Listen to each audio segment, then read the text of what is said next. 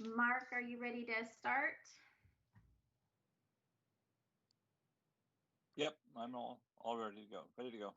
Okay, great. Thank you.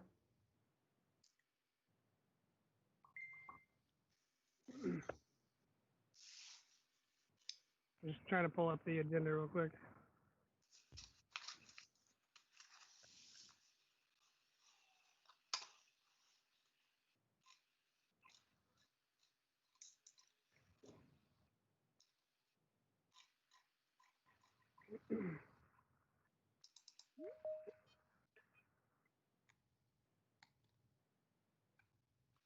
All right, so we can start with a call to order.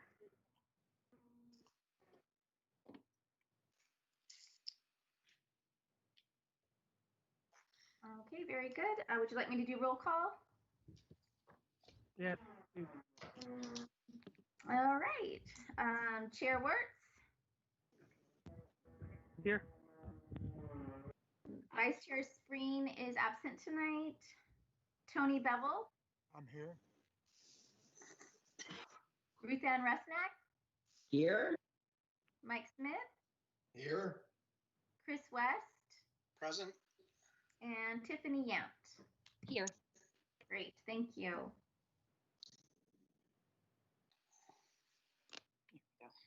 All right. I'm curious how much you can hear my neighbor's power tools. I might have to move. They're fairly obvious. All right, I'll give it a shot, and if it doesn't stop, I'll find another spot.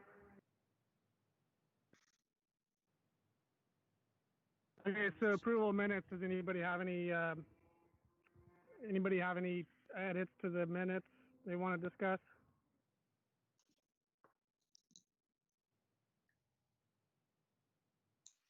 I move that they be approved. I'll second.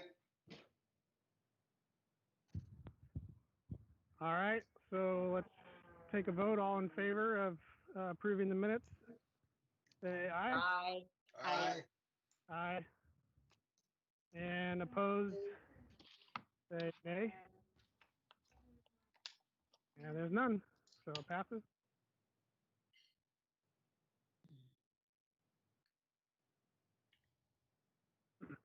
All right, so move on to business. We can start with the sign update. Chief, do you want to take that?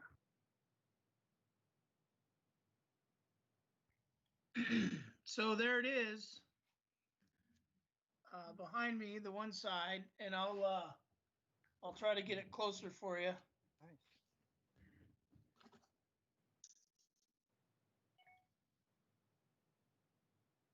Looks good.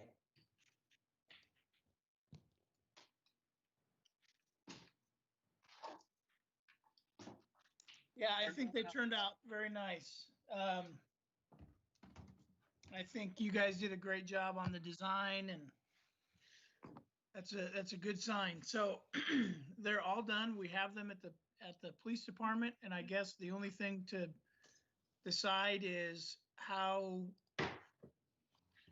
There's probably multiple ways we can get them distributed, but certainly all of you are welcome to come by the police station and pick some up, distribute to friends and neighbors. And obviously the goal is to get them throughout the city and not just, at every house inside of a single block. And then we can probably advertise and let folks know that we have those signs. I think if we put out a post on Nextdoor and Facebook, we'll probably get some pretty good responses. So that would be that'd probably be the easiest way, if that sounds good. Sounds good to me. Chief, I was going to tell you that I just noticed a misspelling on it, but then I decided that probably wouldn't be a good joke. So No, that wouldn't be funny, Mike. Can you take that away from her, please? Now, please. Chief, this is Julia, and I think the signs look awesome, but I feel like I would be remiss in my role if I didn't just remind everybody of our temporary sign permit requirements. So when we hand them out and advertise them. Please encourage people to put them on their own property and not all over the right of way, because then there's other standards and stuff. So, there's only so much you can do, but I feel like I just need to point that out. Thank you, Julia. And she's not trying to be a fun killer. That's a great reminder.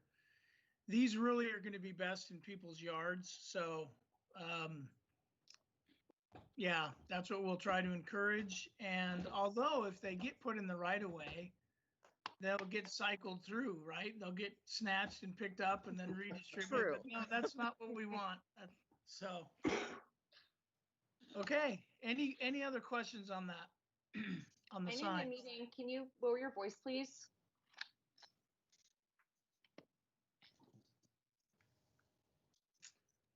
Okie dokie. I think that's it on signs. I have one suggestion. All right, The so, library is open for go ahead, business. Tony. Tony, start over. The library is open for business now. You might want to give the people there signs that they can hand out to people who are coming through. I think that would be a good way of getting them out. People would use them. Yeah, that's not a bad idea. So I don't think they're actually open for business. They are open for pickup and drop-offs, just to clarify. But yeah, that is a good idea.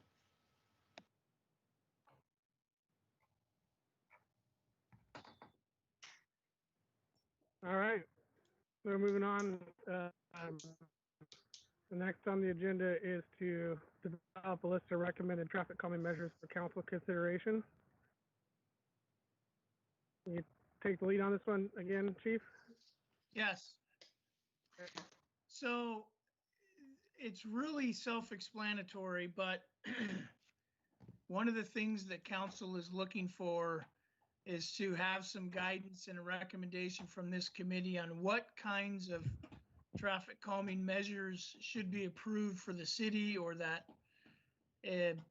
can be expected to be utilized in the city as options. And it's kind of helping them make an overall policy, take a policy position. And there's really not a lot to this. And Jason and I spoke briefly via email, and he had a very valid question and point, and that is, well, why would we want to rule anything out? And I think that probably 95% of the things that we've looked at, that you guys have looked at through the various resources you have, are going to be wholly acceptable for the city. But I also think there's a couple, at least one, that probably isn't going to be acceptable based on the information that you've reviewed and reasons that have been discussed. So I think if we just deal with the elephant in the room, again, there's speed cushions, and now I don't have that in front of me, and Bob or Julie can help me with the other terms. There's those different variations of rises in the roadway, but of course speed bumps is one of them, and speed bumps signifies those thin, I don't know, 2 to 3 inch, things across the roadway that the fire department would have difficulty approving. I would have difficulty approving. I'm not a fan of those particular measures. So I think that's kind of the elephant in the room. I don't know that there's anything else on the list that would generally not be recommended given the appropriate location and circumstances and roadway design and so on and so forth. So I just think that council's expecting that, and I think that we need to finalize that for them so that we can present that recommendation to them, probably in just a resolution. I can't imagine it would take more than that, and they would have some conversation, and then that would just kind of clarify that question and that position for the city. So that's really all that needs to be done, and we don't need to recreate the wheel. We certainly have a list of things in the resources that you have, and we can just go off of off of those resources. Bob is gonna probably be extremely helpful in putting together some language to get this done. So, Bob or Julia, anything either of you want to add to that? From my perspective, no. I mean, you've got speed cushions, you've got speed humps, speed tables, and then you've got speed bumps. And speed bumps really are the ones that we want to avoid at all costs, no matter what. I can see where speed humps, speed tables, they're synonymous with each other depending on the situation, and really the speed cushion is the best alternative if we want to do anything like that in the city on streets that are designated,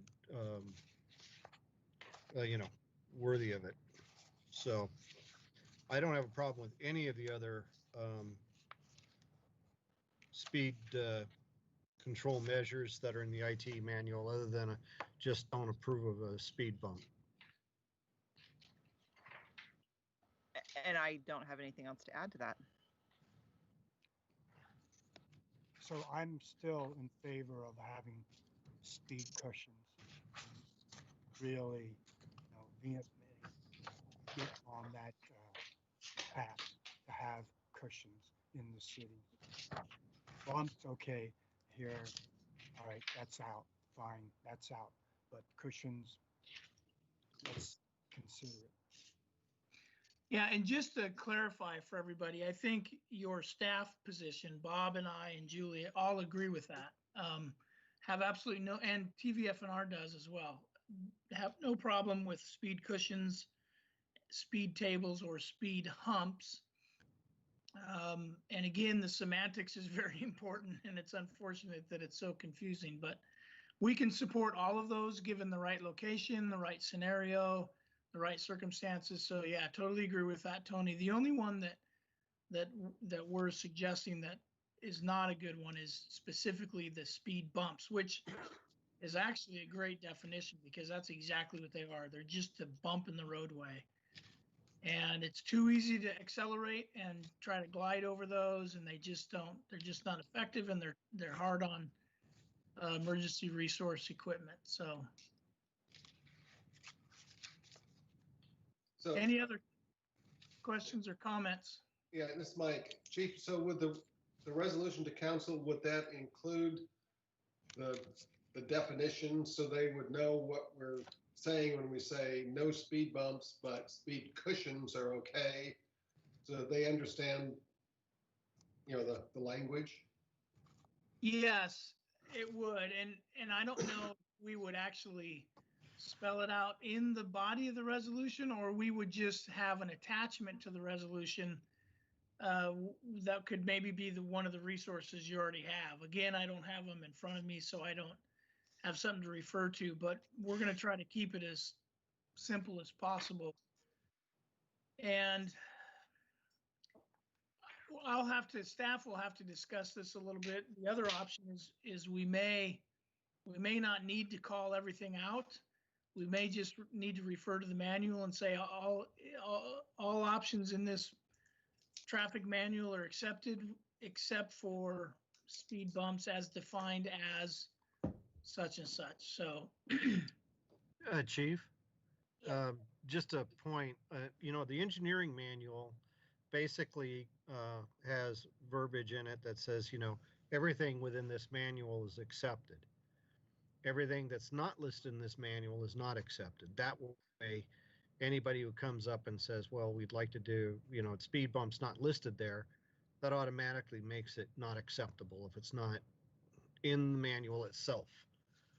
So you can do it that way, where these different type of traffic calming measures are listed in an appendix of the manual. And if it's not in the appendix, and if it's not listed there or shown there, then it's just not usable by definition. That certainly makes sense to me. Actually, that kind of concerns me a little bit, just because it seems very, very limiting in just in terms of if somebody comes up with some new and exciting different thing that no one thought about yet, and it's not in the manual, then it's But the automatically. But the manual can be updated, just like the engineering design manual is a living document based on technology and stuff like that. It can be amended, and that's okay to do that. It's not once you've established it, it's forever that way. The language, if the engineering design manual is any guidance, it basically is a living document that as technology improves and we find new things that come up that are worthy of being included in the manual, you can actually do that. And I So would add, I'm sorry, Chris, just a second. I would add, Mike, that this is not a one and done project, right? As the Traffic Safety Committee continues on and new information, new technology becomes available, then we can very easily adapt to that. This committee can, and resolutions are easy to update, and that's why I think a resolution is probably the best option as opposed to municipal code. It's much easier. We just present a new resolution that says, here's the updated manual, and we're done. Okay. So, I have my binder out, and I think the ITE fact sheets using those names makes a lot of sense for the ones that we should include. But as I understand, they're asking for traffic calming measures, and these are engineered solutions, but I think that signage and the other things, enforcement and those sorts of things, are also measures that we should include in the resolution. So the traffic carts or the speed trailers and signage and just straight old enforcement should be included in the list. That certainly would be easy enough to do. Okay. I think that's a good catch, Chris.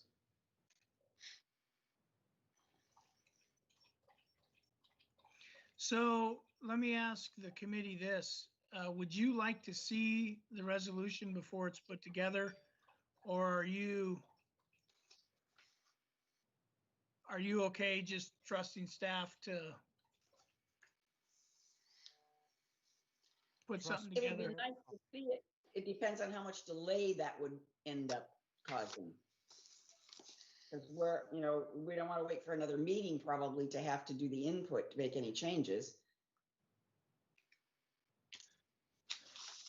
Yeah, you're right. It would definitely extend it at least a month. So, and I think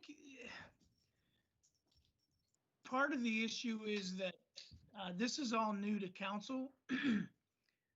So I think maybe the best direction at this point is for us to kind of work through with staff and city manager and city attorney, what might be the best approach. We haven't had a chance to discuss this as staff yet. And so I think if you guys are comfortable with that, again, it's not going to be, I think from a time perspective, it would be easier if we were just able to kind of run with it and get it done obviously based on your input and your feedback tonight. But that's ultimately your decision. But because we are going to have some conversation and some education to make sure that we don't present something to council that they're not expecting, they've never seen. I mean, they're expecting this work from this committee. So I'd move that staff, relying on the May 18th traffic calming fact sheets from ITE, to prepare a list and make sure that the list also includes the other items that are not engineering related as a working document to deal with city attorney and city manager. And I might add for review of the Traffic Safety Committee. I agree.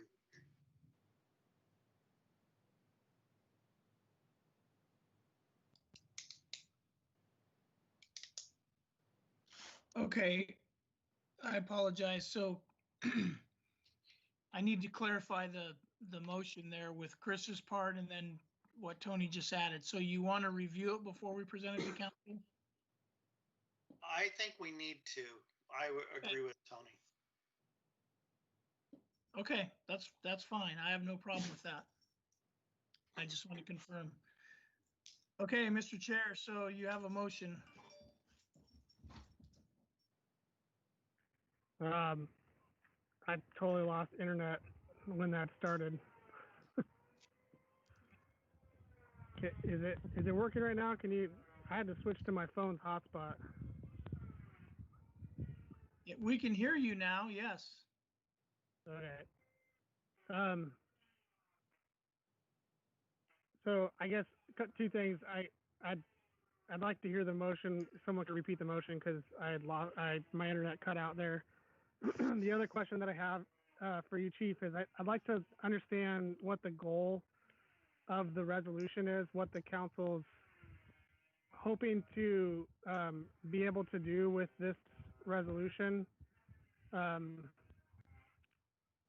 If it's intended to streamline approvals in the future, or I guess maybe you could kind of clarify that.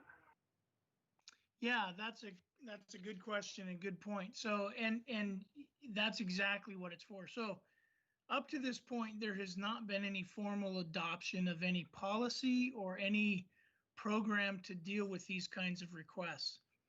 And it's caused a lot of heartache, frankly, for staff, because these things come in, people ask for certain things, and there's really no mechanism to say, yeah, we're going to do it, or no, we're not going to do it. The vast majority of them are easy, right? Because they're asking for a stop sign or, those kinds of things, no parking, increased enforcement, whatever. But on occasion, they ask for some kind of an engineering thing, like a speed bump or something. And there's no formal mechanism that says we will or won't do it. And so as a part of council's goal to establish a program, a traffic calming program, they wanted to establish this traffic safety committee, and they wanted to establish this committee to really manage and oversee the traffic calming program. And a key part of that is there needs to be some criteria that the traffic calming, or that the traffic safety committee and then ultimately council has agreed to, that says these are the kinds of things we're going to do, and this is going to set the rules for us moving forward. And that will in fact streamline the process, because 2 months from now, if somebody submits a request and they want speed bumps, that'll be an easy no, assuming that's the direction that we go.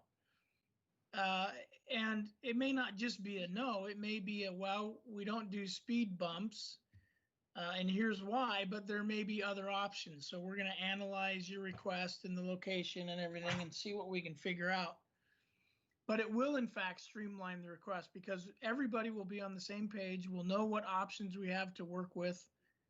And there won't need to be any head scratching or questions about, oh, are we going to do this? And we won't need to take it back to council every time somebody asks us, a difficult question. And by us, I mean you, the committee. So it'll really kind of establish the parameters so that the committee can move forward effectively. And the only issue may then be a budgetary issue, right? If somebody makes a request and the committee reviews it and determines, yeah, there needs to be some re-engineering done at this location, and it's going to cost $150,000, that's probably going to need to move up the ladder. Well, not probably, or it costs $200,000. It's beyond the scope of our budget, and it'll need to move up the ladder just from the financial perspective, but not from the options perspective, if that makes sense. So this process is really designed to do all those things. And as I said, this is a big piece that's been missing. And I know Julie agrees, but certainly Bob and I have had multiple conversations about just the lack of clarity in policy and direction on how do we go on some of these requests. Because we don't want to be the ones that say no, and then a citizen says, well, why not? Well, good question. So now we'll have the why, because we've established a policy through resolution. Hopefully through resolution, we can also have council adopt the engineering manual, and this will just clean up the entire process. So Jason, I'll put my proposal back together and add Tony's amendment, and it's that the staff using the traffic calming fact sheets presented by ITE May 2018 as a basis, and also include those non-engineering traffic calming items such as signage enforcement and speed trailers and whatever else there is, and that they prepare that list and work through the details with the city attorney and the city manager. And then Tony's amendment was that we would get to review that before it went to council. That's the proposal. Thanks for the more details and restating the proposal. So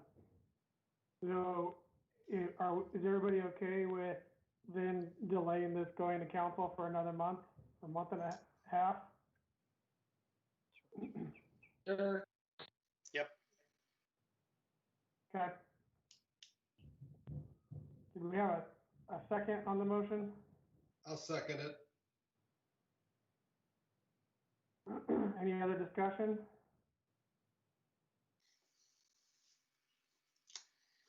All right, let's take a vote. All in favor of the motion on the table, say aye. Aye. Aye. Aye. And all opposed, say nay. All right, there you go. Chief, I do have one question. Does the council have an expectation of when they will receive this resolution? No, Okay. no, they were just excited to get the committee up and rolling and get things happening. So, but there hasn't been any specific detailed timelines on stuff. So they are, in fact, and will continue to be excited with movement. So Cool. and I guarantee you they're going to be thrilled with the signs.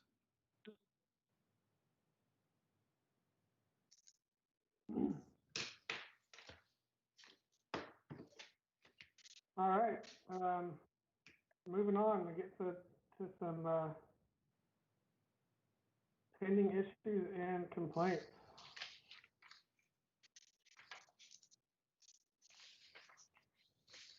Okay, in no particular order,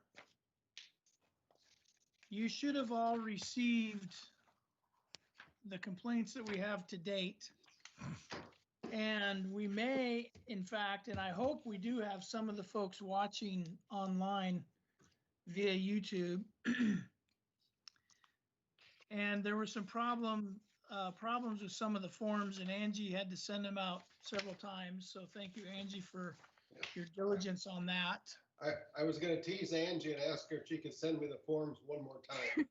Yeah, you're just kind of the I want to class roll tonight, joker, Chief. aren't you? Yes, you are. Yes, I do apologize for the multiple emails. That probably was very confusing. Okay, so again, in no particular order, the first one I will go over is labeled, oh, I guess they are in numerical order. Yeah, there you go. So we'll go over 20-001. And the location of this is Sherwood View Estates, specifically Denali and Whitney Lane. So as we did this time, we'll send these out to you ahead of time. So you have a chance to review them. And if you want, visit the location and see what the specific issues are. I will read to you. I also sent out Captain Carlson's PD patrol assessment. And then we'll let Bob Galati weigh in if need be on anything. And then just to keep in mind for each one of these, there can be an immediate approval, like you all can say, yeah, this is what we need to do, and this is what we think needs to happen. There can be a request for more data if you wanted to have traffic counts, speed counts, some kind of an engineering analysis, whatever the case may be. You can certainly request that. I think on one of these, we already have an engineering analysis that Bob had already done.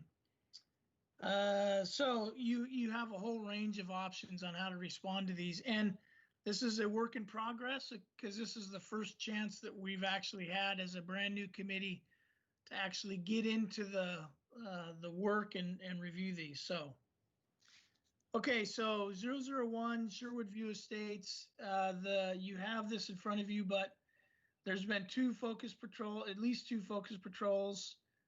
We've had the speed trailer in the area within the last year.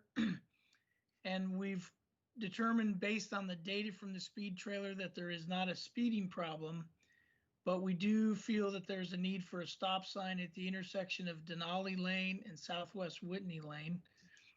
That used to be, I think it's Denali, used to be just a little cul-de-sac there. With new development, it's been punched through, and so it's now kind of a through street. And so the police department feels that there should be a stop sign there at that intersection. And then you have the results of the focus patrol, which I will not go over with you, but so you have that information in front of you. So, and you have the information that's been presented by Mrs. Reed, including some letters and copies of emails stating different things. So with that, I will turn it over to the committee to discuss, ask any questions. If I may, I'll start. I live not too far from there and I drove up there. So if no one's been up there, you kind of go up a hill on McKinley, and that whole area is a big loop. You go up on McKinley, you turn left on Whitney. Whitney transverses into Robertson Terrace and then back into McKinley. And Denali, as the chief said, used to be a cul-de-sac, but now it's been punched through. And I would agree with Captain Carlson that a stop sign at Denali and Whitney would be a good idea.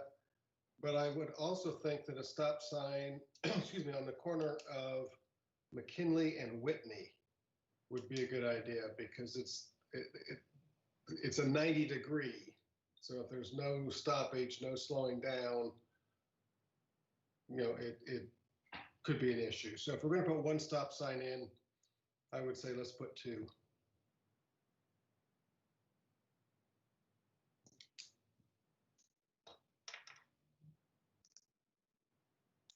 All right, I'll chime in. I personally, whenever there's a request for a stop sign to go in, I lean towards, wanting to know if it meets warrants to put in a stop sign. I'm not a fan of stop signs where they are not warranted because they don't get obeyed and can actually cause more problems. I live at a T intersection that probably, well, I don't know, maybe it's similar traffic numbers as this one does. There's no stop signs. Because there's no stop signs, people slow down and pay attention. And I don't think that there's an issue that needs to be solved. But if this particular intersection has a significant number of more trips that come through here that warrant a stop sign, then I fully support it.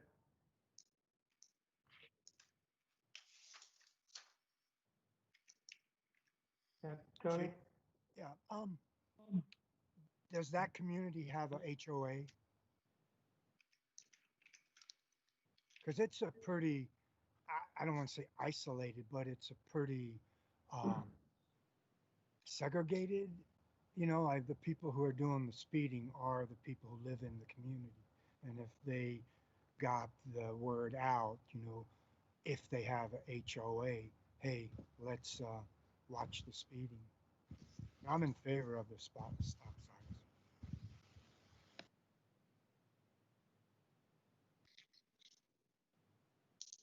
And I I'm did not terribly familiar with that area. I just tried to look it up on Google Maps, and of course, the punched through Denali does not show up as yet. But I do see the McKinley and Whitney, and I guess it makes sense to me. McKinley, I'm not sure what we call these things, feeders. It's not really an arterial, but there's probably a fair amount of traffic on McKinley. It seems to me a stop sign would be absolutely appropriate there. I just pulled it up on Google, but went to satellite, and it does show the punch through on the satellite version. And I was leaning the way Tony, and I still do. It's a pretty small neighborhood, and it's not like many of the other neighborhoods where it's used as a bypass or anything. But we also have the new development going down off the new cut through. So there may be people that are going to be coming off of Murdoch early onto Ironwood and using that as a back way into the neighborhood instead of coming into McKinley, the main entrance. So, and that's the only thing. There's no left-hand turn at Ironwood, but I could see, as we have in so many other parts of the city, where a residential street is used as a shortcut to bypass the main route. So I think ultimately we're going to need to do something on that. And we have a request, so I'm kind of leaning towards it as a good faith and with the new development that's going in.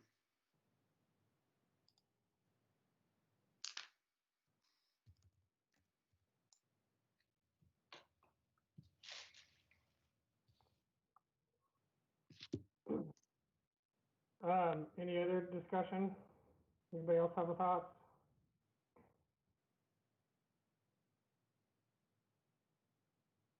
I do have a question, because I don't know that much about HOAs, because my area doesn't have one, but I mean, is the cost of a stop sign something that could be paid for by the HOA if there is one up there, which I've got to assume there is one up there.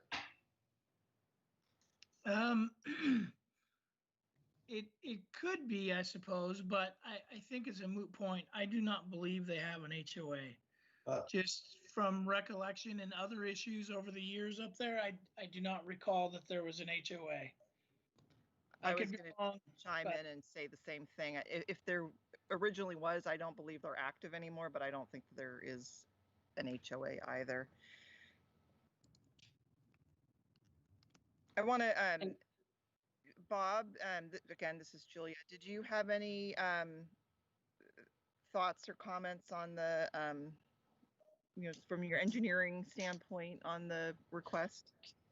Well, I'm looking at this in Google Maps and in our GIS system, and the both McKinley and Whitney and Denali and Whitney are T intersections where Whitney is the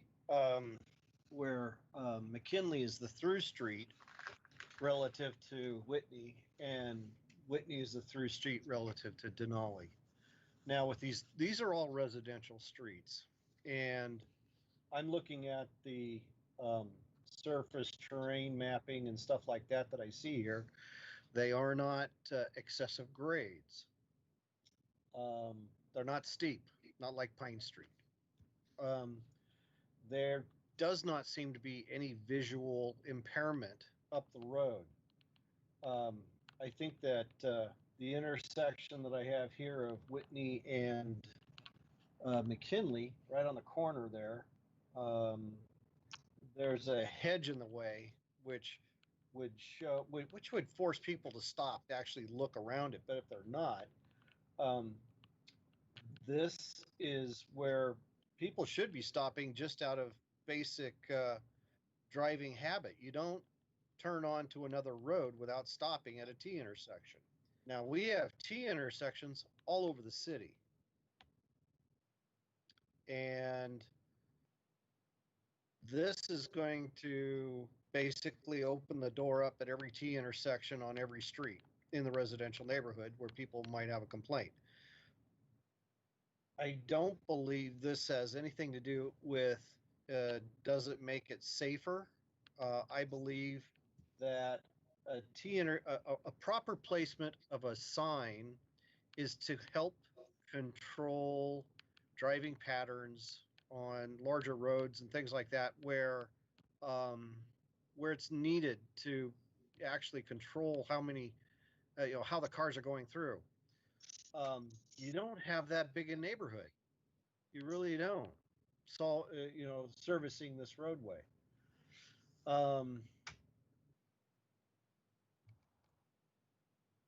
If you put a stop sign on Denali, you'd probably get people wanting a stop sign on McLaughlin or something else.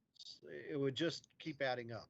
So I don't technically see a reason for it other than people's driving habits, which should be that they stop at a T intersection anyway to let the through traffic in the appropriate direction go through appropriately. So I don't know what to recommend in this particular case where the traffic patterns are fairly well established. You have through streets, you have a T intersection, and the roadway that's coming to the T intersection should stop normally. Shouldn't just blow through it.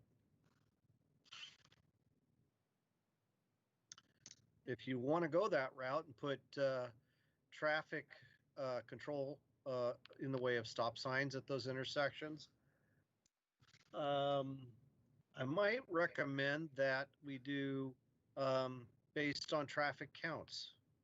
What are we looking at traffic volume? Because really, to expend that type of money on traffic signs, how many cars are utilizing it and how many are actually doing this without stopping? So Bob, help me. There is no stop sign at Whitney as it runs into McKinley. Correct. And that's McKinley right now is the main collector for that development. McKinley is a residential street.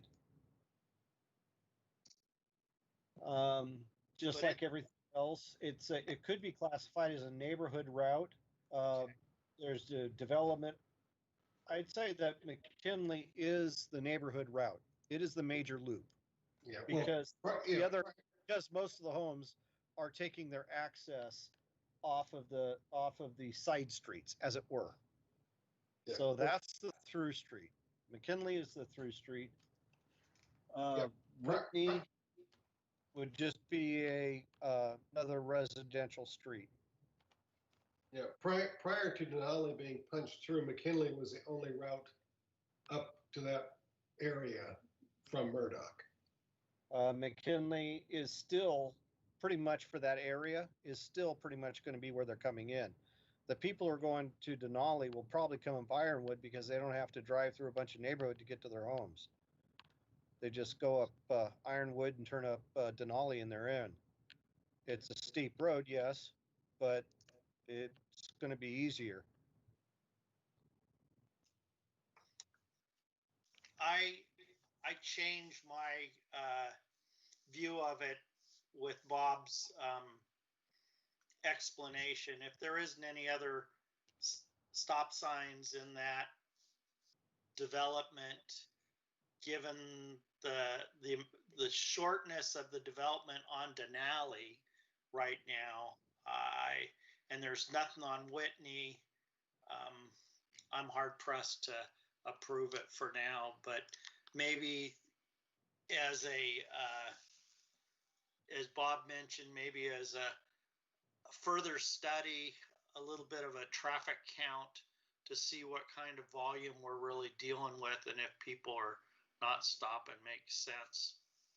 I mean, we can do a traffic count and a speed count through the setup so that we could actually say, are you going through the intersection? Are you stopping? Number one, because if we place it right, the tubes will tell me, well, they're doing 25 miles an hour at 5 feet away from the intersection. That's probably they're not stopping. And we can find out how many do and how many don't. I think a traffic count would be great, because I think as Tony said, frankly, the people that are using that area are the ones who live there. So it's not like there's outside people coming in that are bothering everybody, all the residents. Another way to look at it. This is all driver behavior for local citizens. Go ahead, Tony. Yeah, the way I'm looking at it also is you put a few stop signs and you have a citizen who has said they're speeding there. Somehow you, stop the flow of traffic, at least make people aware in the community that there are stop signs and, hey, I need to pay attention. So how much does a stop sign cost to put it in? The idea is stop signs are not supposed to be used to control speeding. That's because that just opens that's number one. Keep that as a philosophy that you live by. The stop sign is to be used to control how people enter the intersection.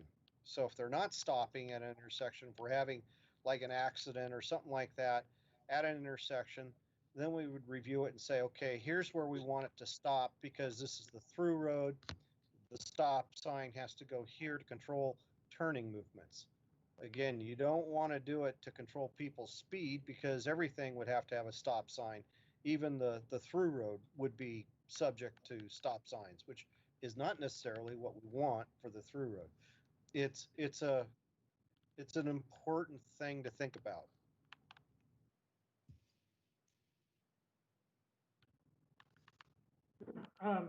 I'm curious, so this is kind of the first one that's come up that we've discussed and had potential to make a decision. I'm curious from the city's standpoint and city engineer, Bob, I'm curious your thoughts on installing stop signs just from a general perspective anywhere throughout the city without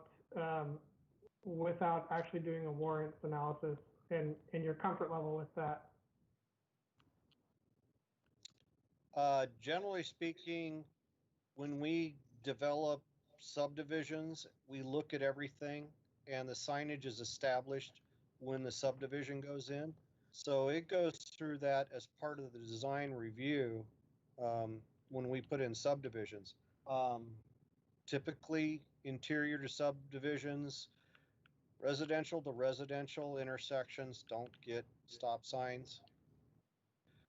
Only when we have like a pedestrian crossing, a marked sidewalk, crosswalk, then we will absolutely put in a stop sign to basically control people from just blowing through pedestrian crossings that are marked. There is no pedestrian crossing here, crosswalk at all. It's residential. Again, driver behavior, I would say we'd have to check to see if the traffic count shows that there is a significant number of people who are going through the intersections without stopping, then it might warrant it based on that, but not on speed.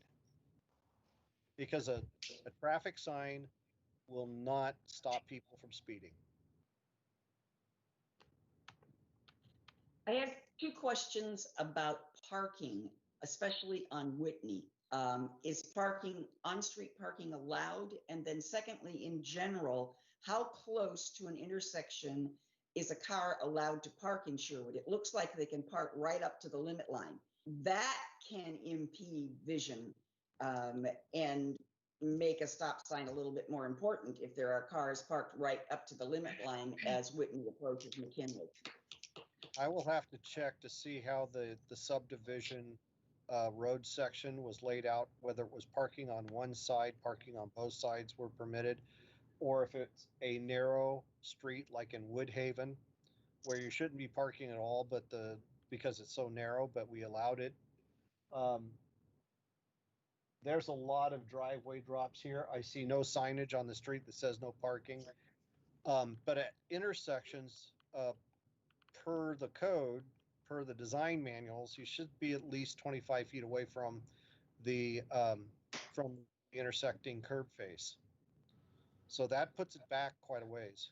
If you've got a 12.5-foot radius, so take the radius of the curb return and then double it, that's how far back the parking should be limited. You shouldn't be right up onto the intersection, shouldn't even be close to it.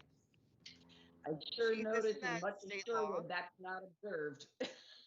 No, it's true. Yeah, so let me tell you what the law says. When you park on the side of the road where there's a crosswalk, as long as you're not blocking the view of the stop sign, I said crosswalk, sorry, stop sign. As long as you're not blocking the view of the stop sign, you can be right next to it. So the only time it becomes a violation of law is if your vehicle actually blocks the view of the stop sign, which would then become a hazard. But most passenger cars, if there's room enough on the curb, you know, based on no driveways or whatever, they can park very close to a stop sign because you can look right over the car and see the stop sign based on standard height. You know, I would say that the standard height that we use for stopping sight distance and clear vision is 32 inches, 30 to 36 inches, say. So about 3 feet. If our car is over 3 feet tall, most cars are, when you drive up, you're going to be looking through it towards that stop sign. So there's law, and then there's how we design stuff, and the two don't necessarily match. Rarely do they. Yes. Mhm. Now that's just recommended stuff. I mean, that's we err on the side of caution. So everything I'm saying is probably very, very conservative. But that's the low end that's the low bar. Yeah, So I don't know about that intersection at Whitney. I just know that what I observe in Sherwood, people do park right up to the stop sign. That makes it difficult for people coming to that intersection if the car is around the corner from them to see who's coming. Yes. So Chair, it sounds like there's a desire for some more data on this one. Am I hearing correctly?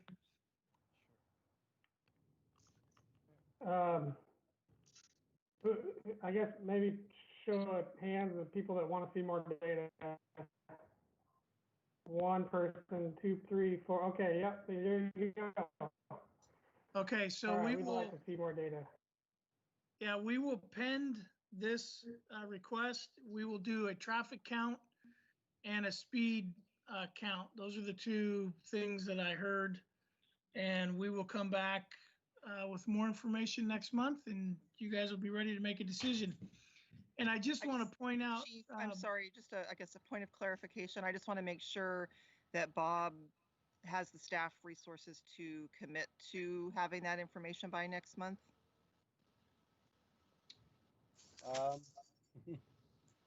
I think we could do it. I'm looking at the area right here, and it's what I tie stuff off to. Yeah, we'll have to look at it, but by next month, should be there. I'm not going to do a full week's worth of traffic count data like we normally would do. all I need to do is, 2 days, 3 days worth. That tells me locally if somebody's driving habits are that way, we'll pick it up pretty quickly. Okay, thanks. And it's also important to keep in mind for everybody, committee included, that we have a couple different sets of traffic tubes, both in engineering and in the police department. And we have one of our radar trailers in the police department is able to do counts. So it'll register speeds and then log that information. So we can use that to do speed counts as well as the traffic tube. So we should be able to get it done between the two of us. Mm-hmm.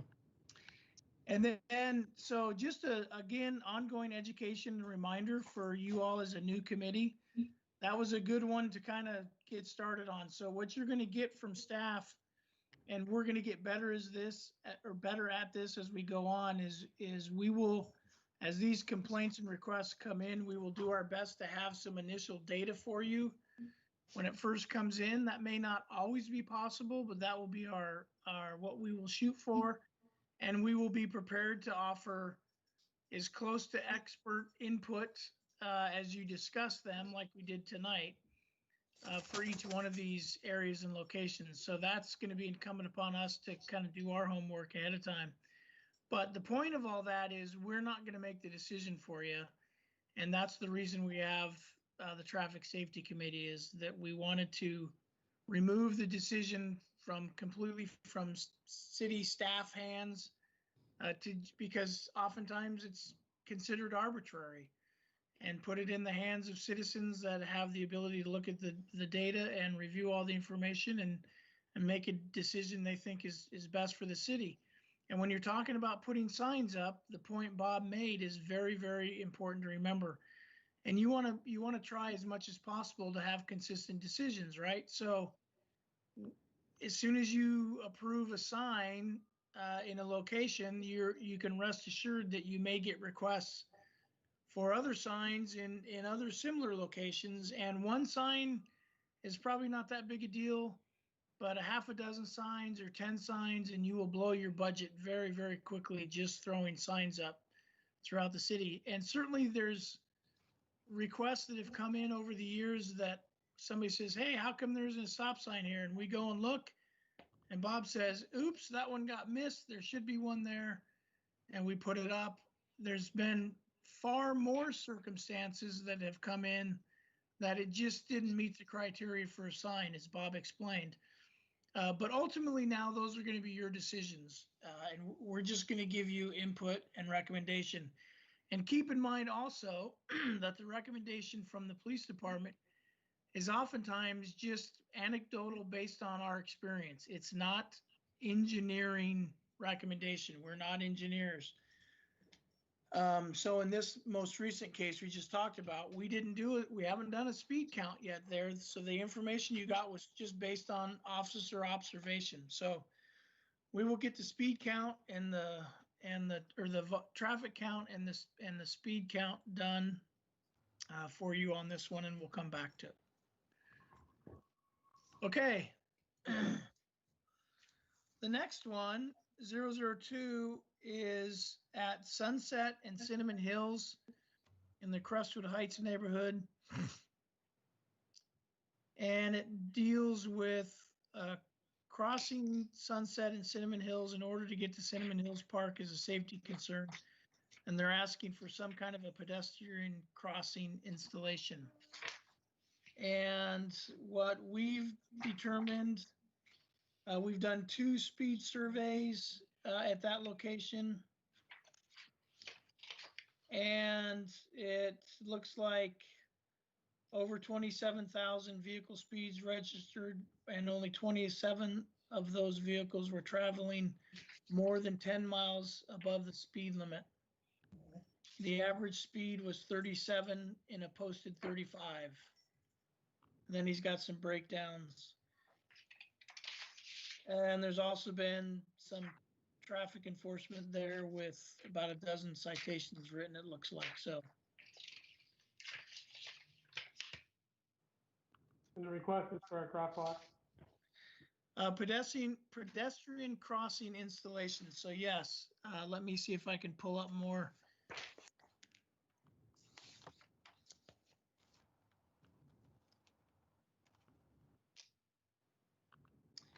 Yeah, so there's some concern trying to cross Sunset, and looks like there's some concern about visibility and the rate of speed. So yeah, the main issue is wanting some better crossing option. And this one you actually have, this is the one that Bob has already done an analysis on, and I believe you got a copy of that. Yes. Yep. So you have that to review as well. Bob, do you want to? And if I may say so, Bob, an impressive bit of analysis. Thank you. Oh, well, that's probably the standard you'll get in any of our responses back. Will be that level, if not more, if it's warranted. I want to just make it clear that the crossing at Cinnamon Hills, when that request came in and the analysis was done, the city had not at that point in time contemplated a capital improvement project that we are currently working on, which is a pedestrian improvement. Where is it? Between Main, it's north of Main, between Cinnamon Hills and Main Street. I think we are. Julia, is that correct? I All the think way to Pine. Pine. Yeah. Is it on Pine? Yeah, you got Sunset all messed up, Bob. I'll tell you, it's tough. Yeah. That's Okay. right It's on now. Pine Street.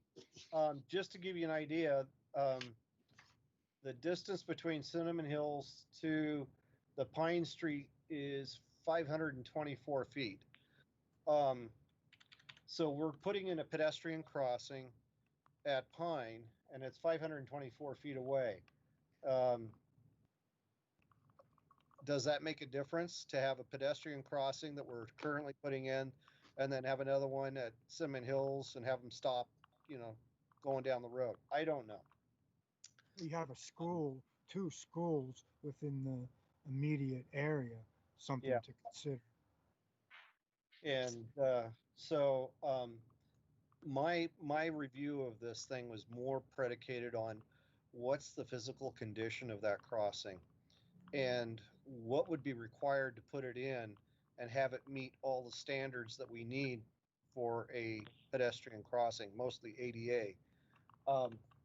It's steep.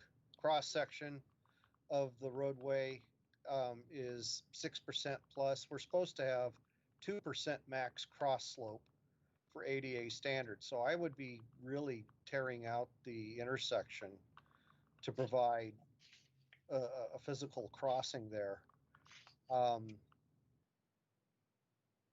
That's what I see. It just is one of the worst places to try and put in a ped crossing because of the steepness of the road, the cross slope section of the road, and how much effort would have to go in to reconstruct not only the road, but all the sidewalk area around it to try and get it so that it would actually work. I drove up there today.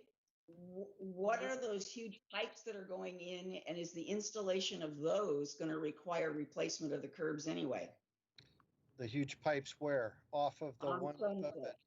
on Pine Street? Those are the stormwater facilities that are required. And all of the equipment is right there at the Cinnamon Hills intersection. So what they're doing is not going to tear up the curb in the first place. I'm just wondering if the curbs have to be replaced because of that, and would that then require the ADA upgrade or not? I don't think we're doing the curbs. I think we're putting in a sidewalk back there because of the sidewalk. It's requiring stormwater treatment, and the stormwater treatment's going behind curb face. Yeah. Bob, are we talking about Pine Street or Sunset and Cinnamon Hills? Because I thought It is Pine Street. It's not Cinnamon Hills. It's not Cinnamon Hills, it's Pine Street that's doing all the work. That's Yep. Jason's project. Right. So, Yeah, I just found a whole lot of equipment in that area. I didn't know where they Yeah. were working. it's a mess. It's very confined. Yes. So I commute most of the time from Lad Hill over to Murdoch, right through there. And I'm surprised, but pleased to hear that you're putting in a crossing at Pine. I saw the light going up for the Prairie City Electrical raising a light for the crossing when I went through it today. So I think right there that takes care of the access. But you're so right, Bob. It is so steep coming down that it's tough when somebody pulls out in front of you into Sunset when you're coming down or going up from there. So there's already with the several crosswalks on Sunset between Murdoch and Main that adding Pine should be more than enough. If you look from the other way past Archer Glen, there isn't another crosswalk till you get to Pinehurst, I don't think. So I'm not sure that from that standard, there's a lot of call for another one, especially since you're putting one in at Pine. So.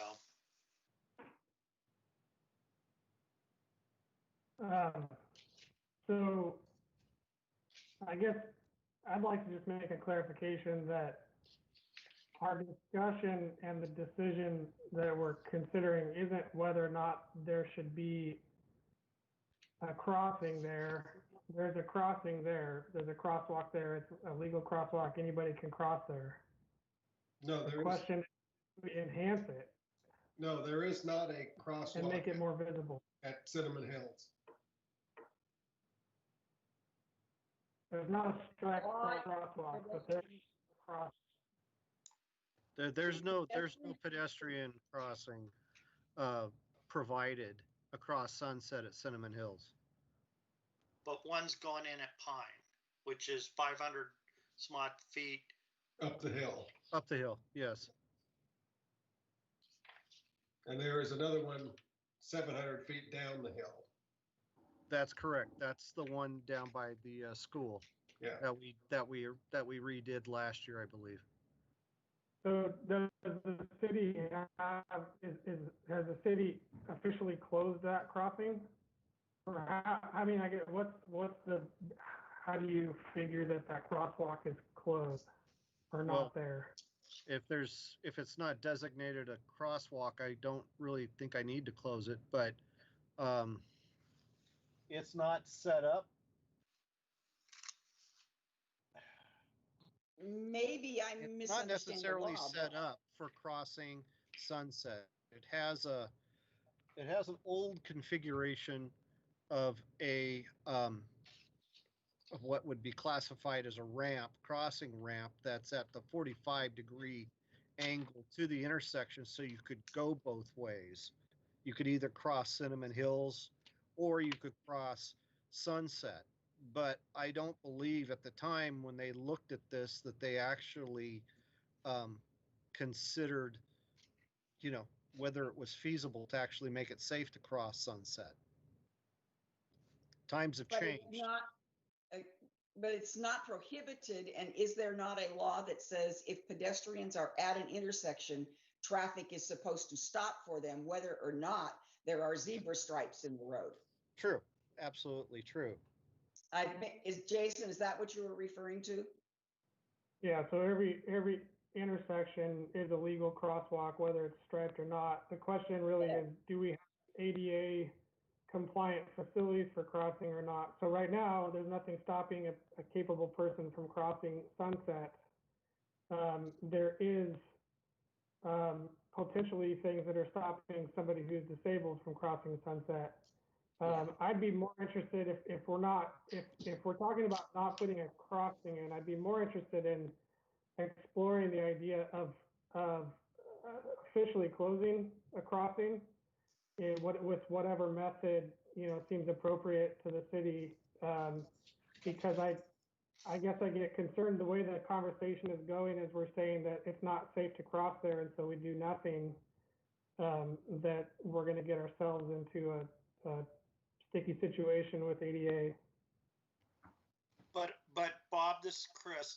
I think the biggest investment that the city's making right now is putting that sidewalk in between Cinnamon Hill and connecting it to the sidewalk that comes down from Snyder Park. And there's that dead spot where there hasn't been on that side any sidewalk. And then below Cinnamon Hill down to Main is where the asphalt sidewalk is on a lower grade below the highway there. So there's the ability for citizens to pedestrian traverse that area. And the one bottleneck was between Pine and Cinnamon Hill. And so people, I'm sure, were thinking, well, this is where we got to cross if we want to get across Sunset, because there's no sidewalk.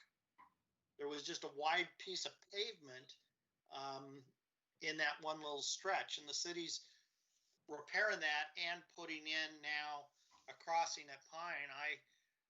I feel good that pedestrian safety and the ability to cross Sunset in that whole area between Murdoch and Main is going to have adequate crossings now.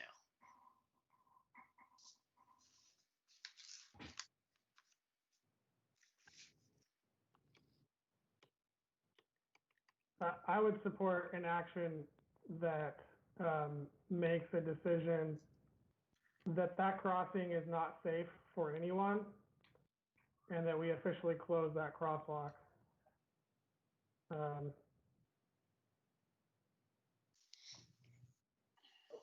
Which I suppose could be done just with pedestrian signage that says no crossing allowed, or no crosswalk here. I think it would be not observed by a lot of people especially since that sidewalk sort of ends there. And I walked down that hill relatively recently and did just what you said. I crossed the street to the other side where there was a sidewalk. But I don't remember if it was at Cinnamon Hills. It was probably at Pine. If I was to do what you requested, which would be close a crossing of Sunset on at Cinnamon Hills, there would be two crossing points: the north side or the east side and the west side, Cinnamon Hills. I would have to put in the pipe barrier with no pedestrian crossing, because I think that's our standard accepted ped crossing closed type of scenario. It's not just signage, it's a physical barrier across that. I think you've seen that in downtown Sherwood at the highway, where Sherwood Boulevard, you can cross on one side of the road, the other side has the pipe barrier with the sign on it. That's what I'd have to put up here, I think. So Hey, Bob, I could Bob, do that. do you know, or does Julia know roughly when that project will be completed? The Pine Street project should be completed very, very soon, end of August, early September. Obviously, we're only a few days from the end of August, so early September. The goal was very much to get it complete by the time school starts, which is still the goal, and not the person school. So yes, within the next several weeks, it should be done, is my understanding. Yeah, it's not a huge project. So specific to this request, which was to install a pedestrian crossing at Cinnamon Hills, you're going to want to, it sounds to me like the consensus is no, that's not going to be needed based on this new project being completed at Pine Street. And then you can make an additional recommendation that upon completion of the upon completion of the project, which will improve the sidewalk and access to the new crossing at Pine Street, that we close off the crossing at Cinnamon Hills, just to tell people that this is not where we want you to cross. Am I? Or I would amend that, Chief, to say that we would then want to evaluate if we need to close off, prevent people from crossing at Cinnamon Hill. Because it may just be that having that sidewalk, as Ruth Ann said, there will provide people the pedestrian comfort that they need to walk down that side of the road instead of having to cross to the south side. I think that's the south side. Yeah. South side. Tony, did you have something? Yeah, I'm looking at the map, plain old map, and I'm looking at Main Street. If a person goes from Sunset to Main to the right, Willow Drive is the only drive or the only street that someone can go for that neighborhood to the north on the map. So if kid, whoever, oldster, youngster, needs to go to, to the right on that area, they're going to have to go up to Pine Street. No, there's a pedestrian path through the neighborhood that cuts right at Main and Lad Hill and Sunset into that cul-de-sac on Hawk. So there's a walkway from that intersection into the neighborhood, and that's what the kids do.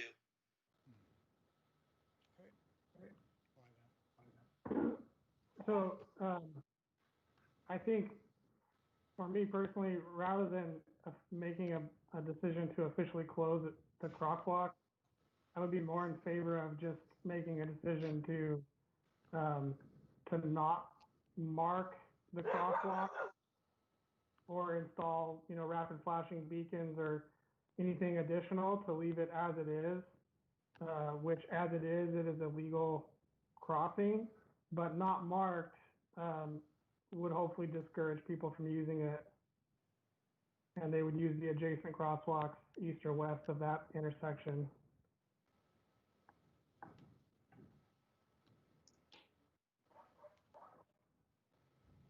I agree, Jason.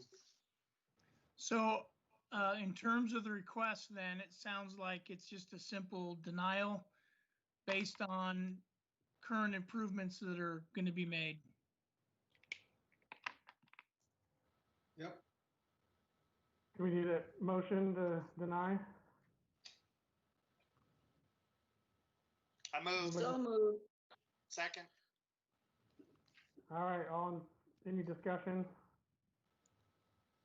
All in favor of the motion to deny? Aye. Aye. Aye. And all opposed? None? Okay. I'd just like to, I don't know if, if these folks are listening in, I just want to say thank you for, presenting an issue that we can discuss. Just because it was denied doesn't mean it was a valid concern that is worthy of discussion. And maybe at some point in the future it's worth revisiting, but. Yeah, that's very good. Thank you, Jason. And as Bob pointed out, when this first came in and the analysis was done, that capital project was not front and center. So hopefully we've got a good solution to that. Okay, the next one is 003 at Sunset and Timbrel. Crossing Southwest Sunset at Southwest Timbrel is a safety concern. Drivers don't always slow down, and with the hill, there is concern that pedestrians may not always be seen. And they're asking for a flashing crosswalk sign. Let's see, I'm looking for any other informations.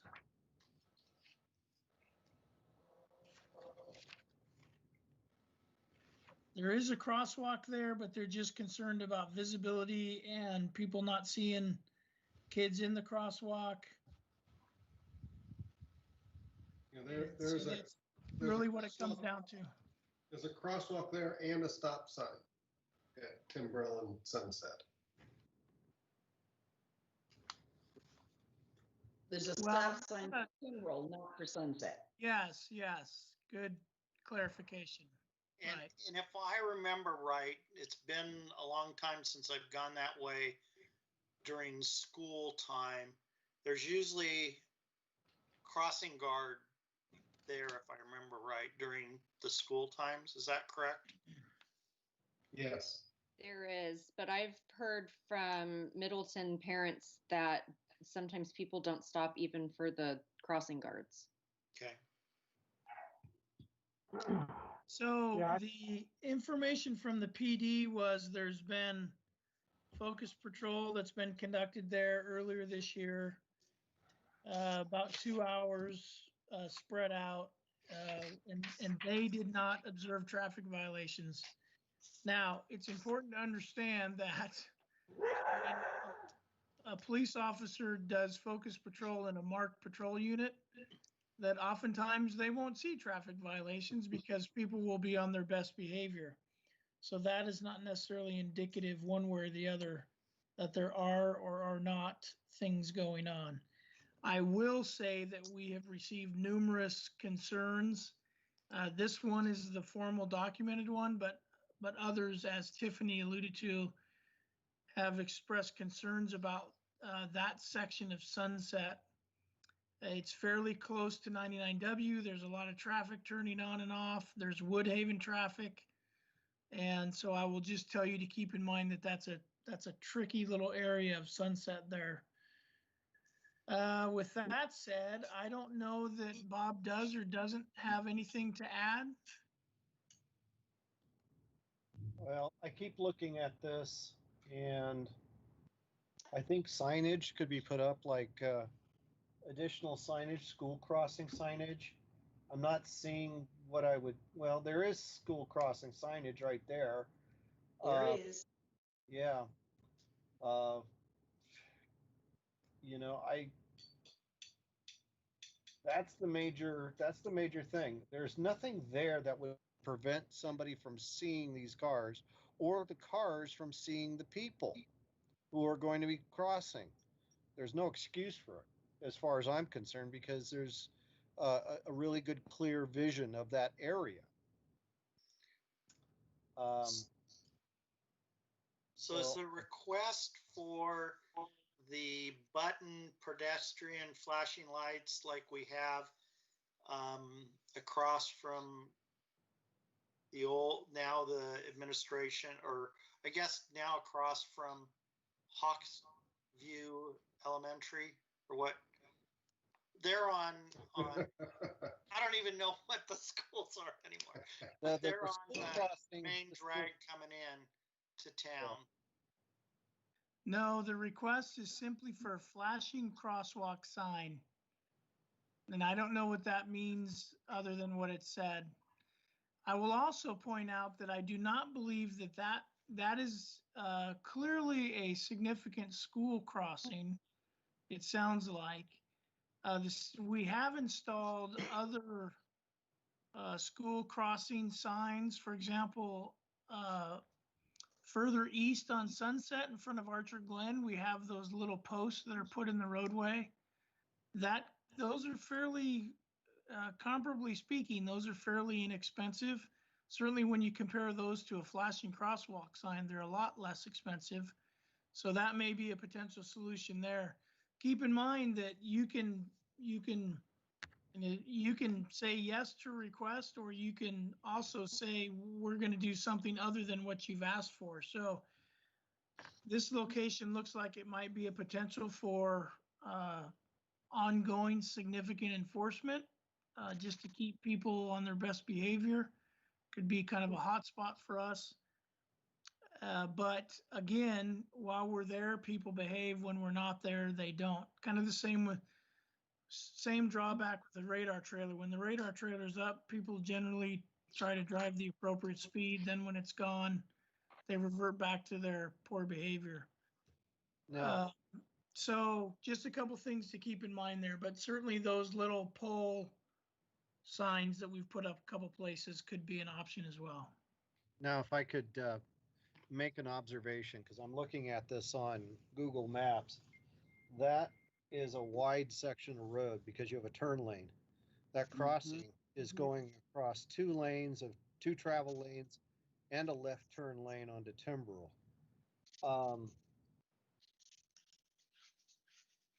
I'm not sure where cones or candlesticks would work as far as trying to get people's attention because of the configuration of the roadway.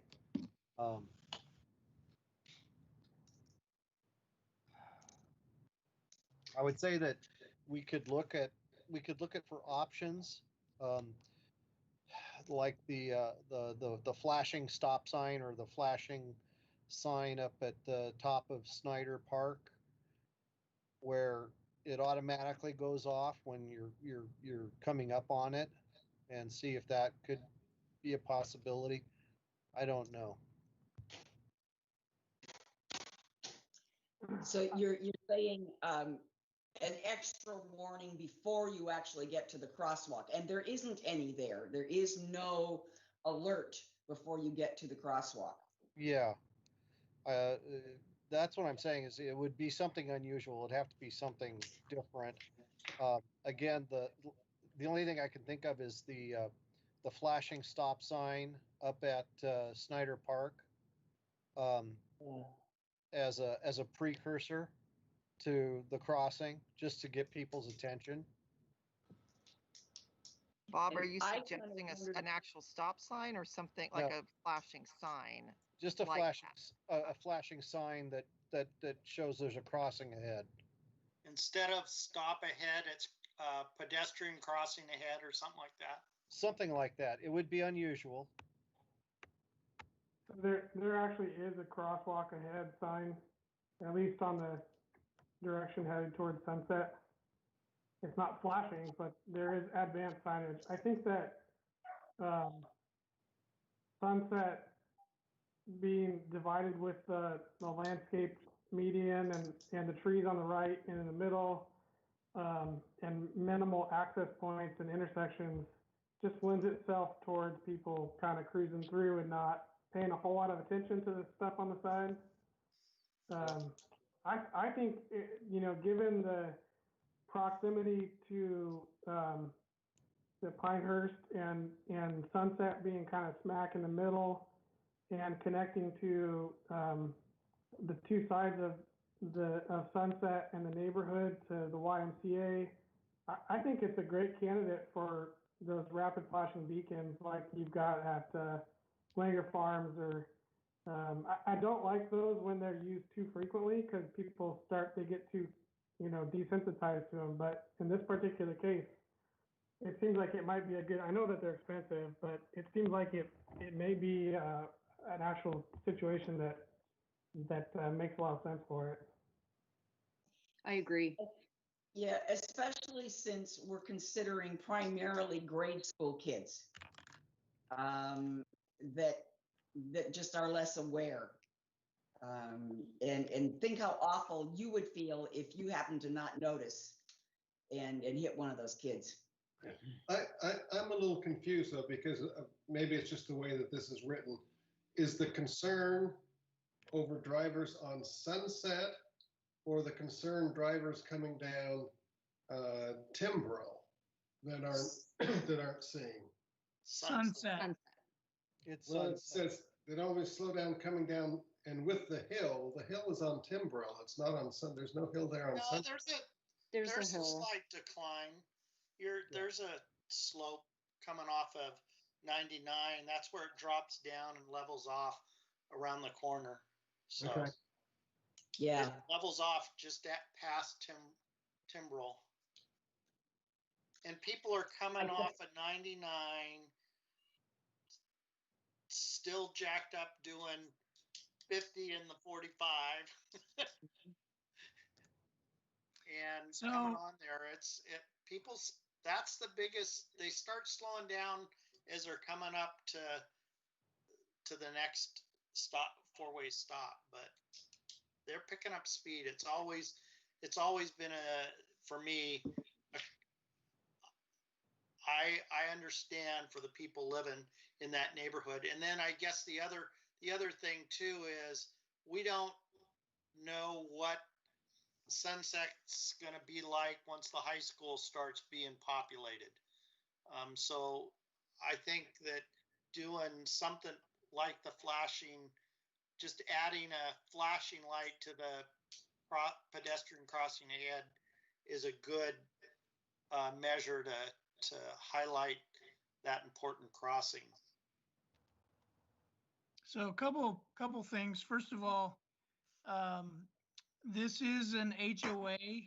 This complaint was forwarded by kind of via the HOA through their representative to the city. And so I think it's fair to say that the HOA is behind this request. And so that's important information for you to have because you may have the ability to see if the HOA wants to co-invest in this with the city. Not that that needs to be a requirement to do the right thing with whatever you decide to do, but that's something to keep in mind.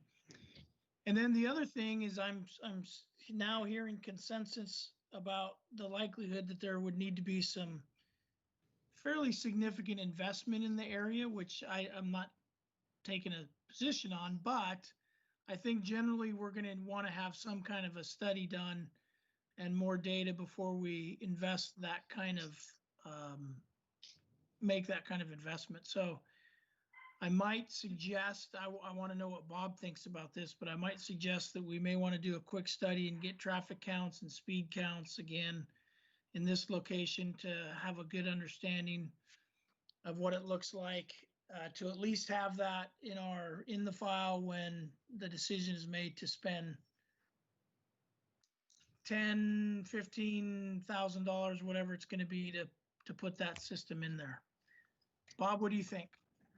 I know that we have a capital improvement project listed in our 20-year CIP, and the Timbrel is listed as a mini roundabout. So the idea would be, according to our transportation system plan, is that whole intersection gets replaced with a mini roundabout. With the high school project, with the Brookman subdivision projects, money is being set aside from fees towards that capital improvement project. I don't know what the timing is for that project, but it might change because we have dedicated fees to it now.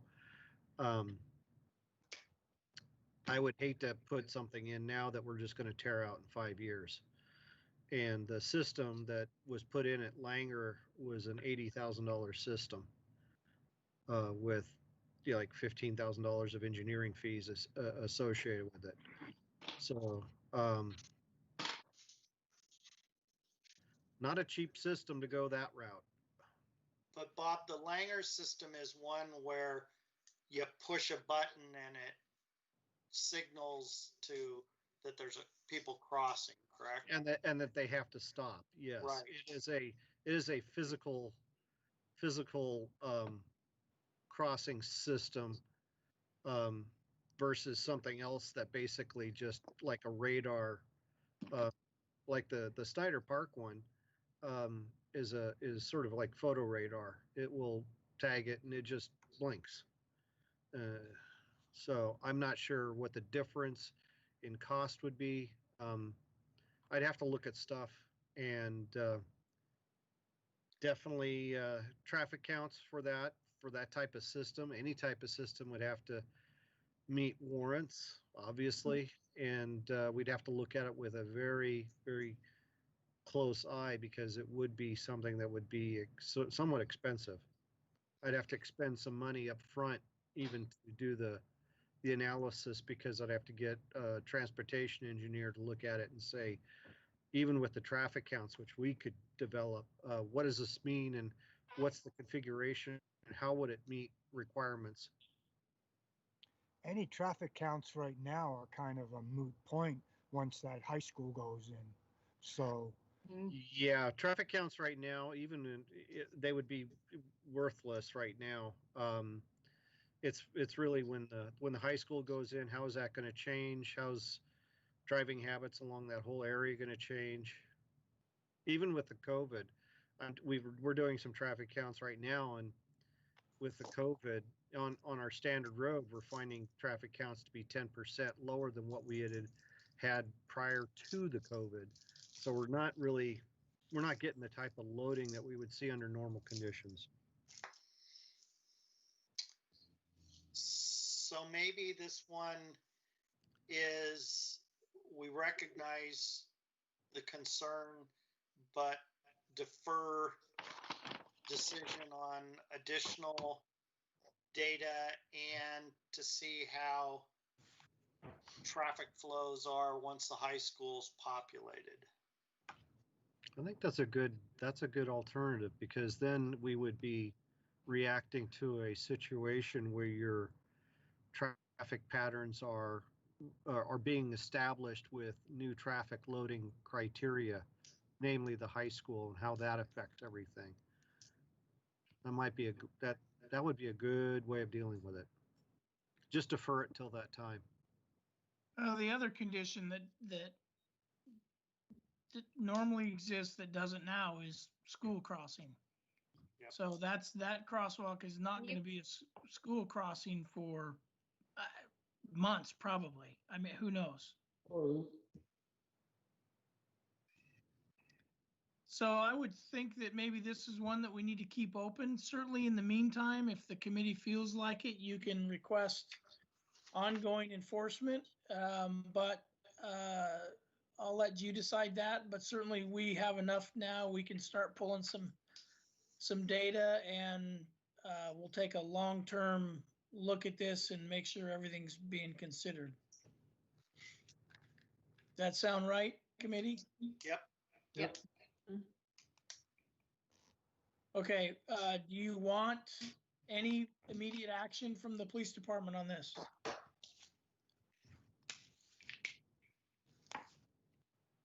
I think the biggest issue is that we don't have the kids and we don't have the high school. So, your normal patrols, if there's something popping over there, yeah, but the volume just isn't there, because when the elementary school's in session, that's a busy spot.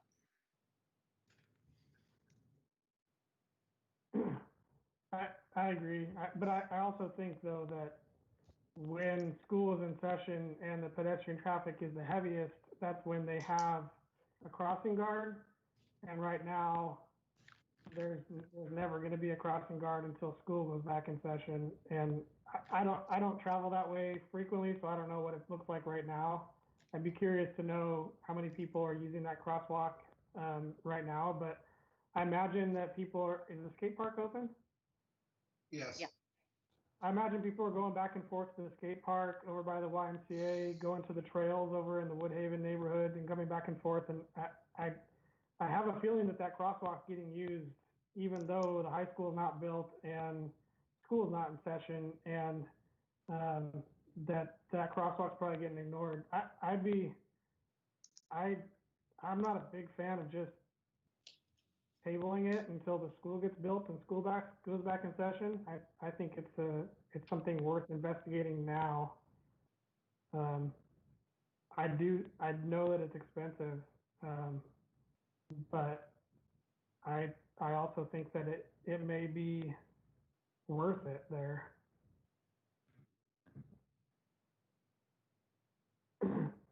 Well, I don't know. I guess maybe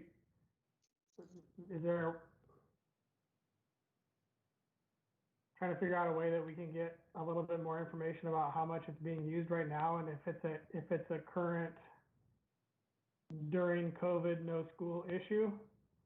And if it's not, then I'm totally fine with waiting. I don't know how to figure that out, other than maybe reaching back out to the person who who sent us the issue and asking for a little bit more background on the current situation.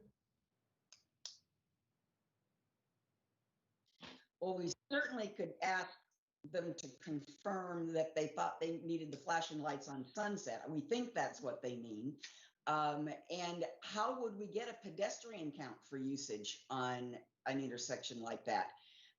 If there's high traffic usage but no pedestrian usage, then that would make a difference too. But once schools are in session again, that I agree with you, Jason, that is a risky intersection. If I can provide some feedback on how traffic counts can be taken into account, including pedestrian counts, is that the city's on-call traffic engineer would set up a camera and they'd leave it out for, 4 or 5 days, maybe a week.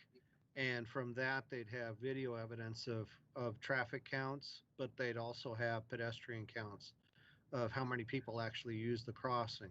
Again, we could do that through a on-call work order or that gets reimbursed from the program. So we can do that. It's just the expenditure of the funds have to be sort of agreed to. And how much would that cost? Roughly. Something like that probably wouldn't come less than 2,500. So maybe what we do is have Bob flesh this out a little bit more and see if we can identify a scope and what it would cost for us to kind of do another step forward, and come back to you guys at the next meeting with a little bit more information about what it would take to get more information. Not putting words in Jason's mouth, but I think if I'm thinking correctly, he's saying this is going to be money that's going to have to be spent anyway for this situation because this COVID thing is going to be over eventually. So get ahead of the game and be a little proactive.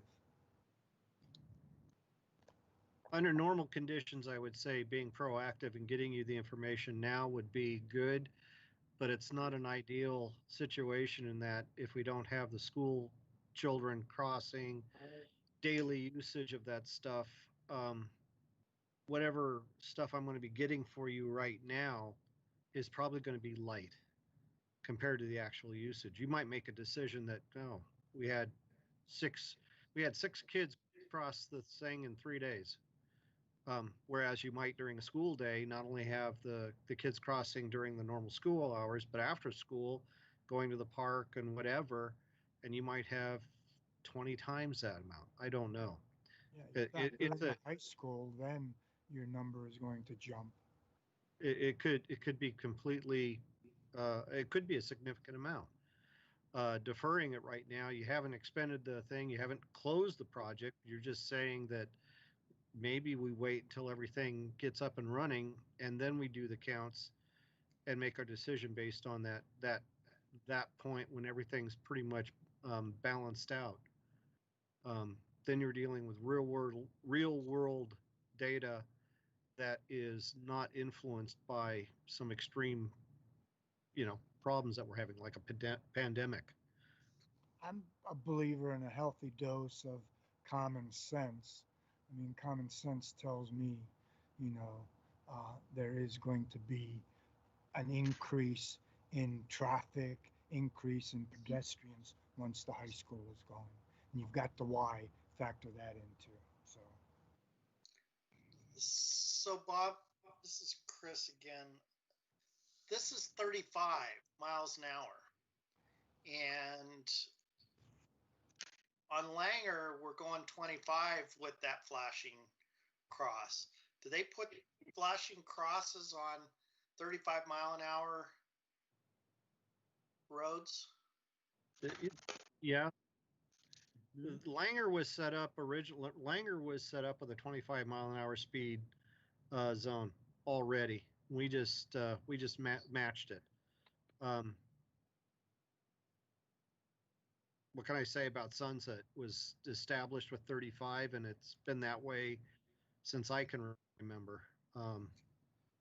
Even when I I just lived. wondered if that kind of flashing cross is a viable option when the travel way is 35 versus 25.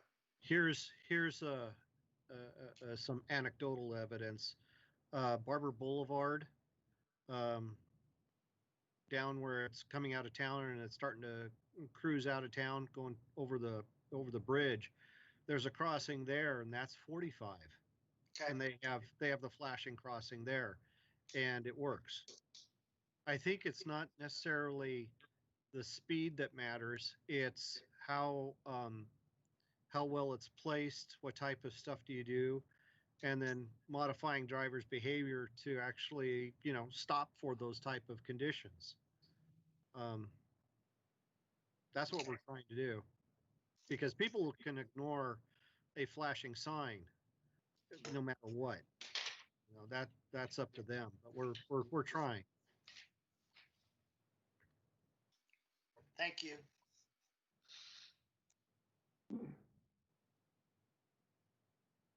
So we support, it sounds like maybe we're heading in the direction of postponing until life returns to normal and counts can be more accurate. If that's the direction that we go, I would like to request that we reach back out to the individual in the HOA who submitted the complaint and let them know that that's the decision that was made, and ask or offer them an opportunity to provide more information. If that's not, if they feel that the issue is an issue today, regardless of school in session, I'd like to revisit this. Because we're not talking about postponing it till next month. We're talking about postponing it, I don't know when, 6 months, a year, who knows, right? True. So I second that.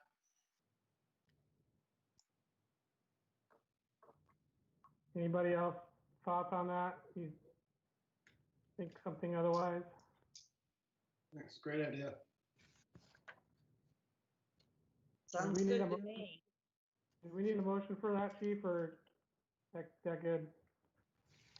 I think that's sufficient. We'll keep it open.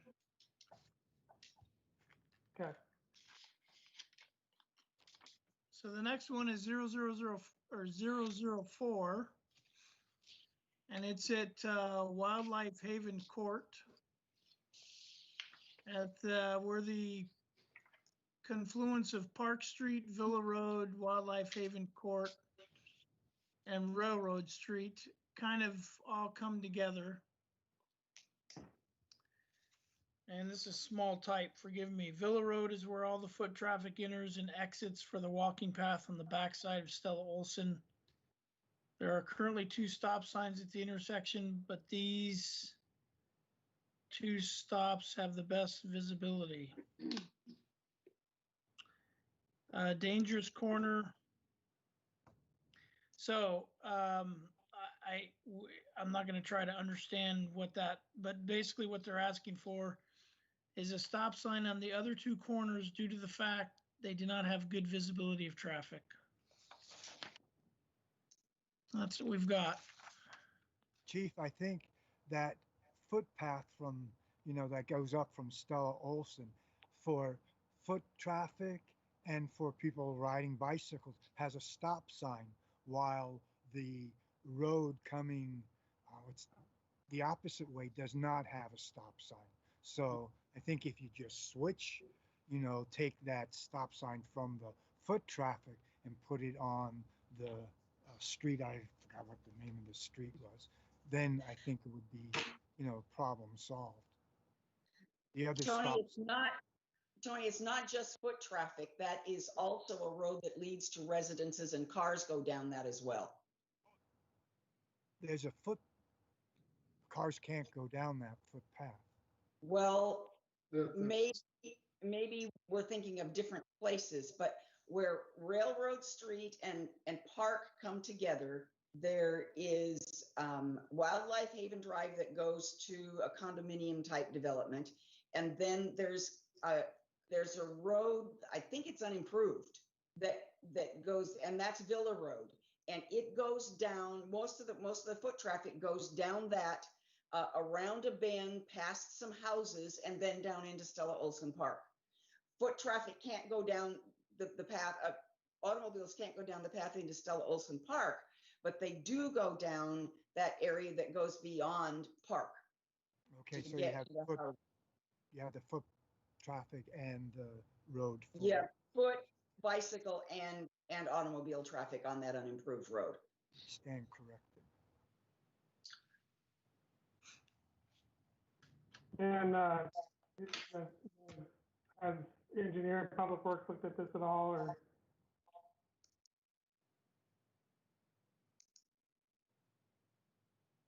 I guess not public works, engineering or police. No, there was no information from PD on this. It came in too recently. I would be in favor of letting staff take a stab at looking into this one a little bit more and coming back with a recommendation. There's a lot of complicated stuff going on there between pedestrians and cars, and I think it deserves a little bit of thought. I agree.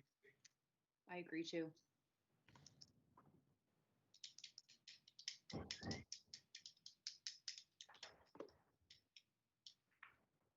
Anybody else? It's reasonable. Okay.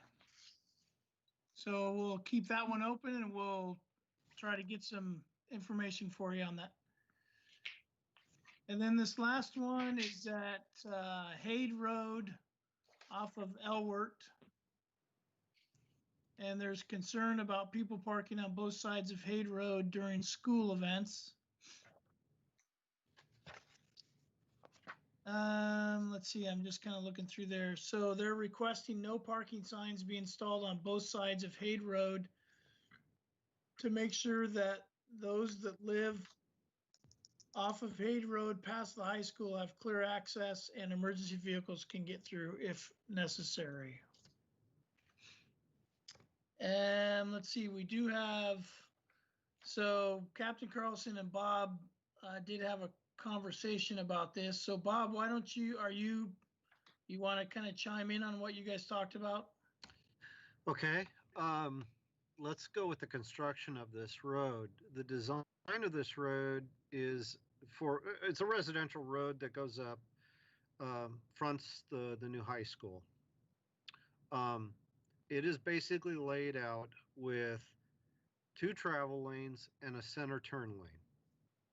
There's no parking aisle. There's no bicycle lane in the street. It's basically curb line. Then you have fog striping along the edge so that you can see it in a foggy situation. And then you have your travel lane with a center turn lane. What I checked with Captain Carlson, I said, the design of this road didn't include signage for no parking because there was no ability to actually park on the road without impeding the travel lane. Now, the idea of no parking signage would be to warn people that if you park here, you could get a ticket, you could get whatever. However, the police department would see that. The concept that the person, and I spoke with the person, is that they would want, initially they wanted no parking, plus they wanted an immediate tow zone. And those 2 items aren't necessarily the same thing. no parking signage goes through a process where they can warn you, do it 2-3 times, and then they could ticket you or tow your car. In this case, based on the description of how the road is being laid out and designed and constructed, if somebody were to park along the edge of the road, even without the signage, it would impede the travel lane, would be a safety issue, and the police would ticket and tow immediately. So even the signage would be, it would be redundant, number one, but it'd also be sort of useless because just by the fact that these parked cars, if they were to occur, would be in a travel lane, that'd be a safety violation, and the police would ticket the car and tow it immediately. So the concept of having parking, illegal parking, let's call it that, during football games and things like that, the police would come by. If that happened, they'd have a tow truck out, ticket it, and tow it away immediately. That's my understanding from Captain Carlson. So the construction end of it, or the design of it, did not include signage, wasn't warranted because of the way the road is configured. If you want to put the signage in, I don't think it makes any difference other than to warn people that they might be parking illegally, which they already know they are. I'm not sure they do. Well, the fact that they'd be parking, basically the stripe for the edge of the travel lane would be going right through their car. They'd be parking right over the top of it inside the travel lane. It would be pretty much self-evident. People do strange things when there are events to find parking for. But you're right, it actually should be obvious. I drove over there yesterday. It is clear there is just room for 2 ordinary vehicles to pass each other. And if there were cars parked even on one side of that, there's no way a fire truck could get down to those houses. No. And you're right, it should be obvious. I understand the concern of the residents of that neighborhood, however. Yes. I'm not belittling the concern. Oh, I'm trying to figure out whether or not signage would be warranted versus immediate action by the police department. And the police department, from my discussion, if they were notified, the action would be immediate. They would ticket and tow. But why stir up trouble when you can put a sign out and put an end to it to begin with? I mean, you put a sign out, you definitely know someone who parks there. I didn't see a sign. Well, that's a parking, that is something that we could do. You could say, let's put signage up along Hade Road, no parking from end to end. You could definitely do that if you so choose. I cannot require that out of the construction of the roadway project because it meets the requirements without it. They aren't warranted because of that. The city would have to say, we'll expend the funds and do it such. But that would be outside the project. Football games. Could you see that happening at football games? People get excited. Hey, I can't find a parking spot. I'm going to park here. No signs are here. I'm going to plead ignorance. I would say during the football games, the chief would have to tell me whether or not police are going to be a presence out on the roadway during football games. And if they saw something like this, how it would be handled and how soon and blah, blah, blah.